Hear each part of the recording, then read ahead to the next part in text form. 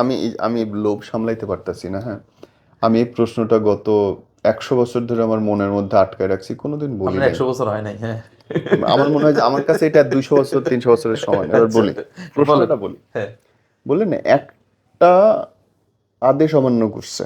জি। আদেশটা কি? যে শুধু আদমকে মাথা নত করার জন্য বলছে। আদমের সামনে সেজদা মাথা করা। সেজদা করা।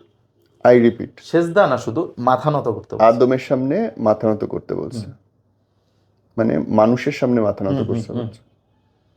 আই রিপিট, মানুষের সামনে মাথা নত জি, করতে মানুষের বলছে। সামনে মাথা নত করতে বলছে। আরো একবার, আই রিপিট, মানুষের সামনে মাথা কোনো নত সমস্যা করতে নেই, হ্যাঁ বলছে। বলেন। হ্যাঁ, কেন 3বার রিপিট করলাম?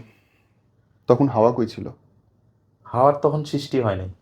তার মানে হাওয়ার সামনে মাথা নত করে নাই, করে নাই।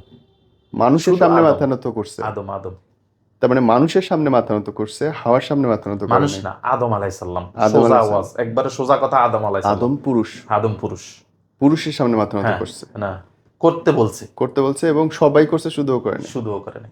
তার মানে সব ফেরেশতারা সবাই শুধু পুরুষের সামনে মাথা নত করছে, মানুষ নারীর সামনে হিসেবে। করে নাই, হ্যাঁ। মানুষ হিসেবে মানে, তার মানে তো নারীদেরকে মানুষের মর্যাদাই দেওয়া হলো না।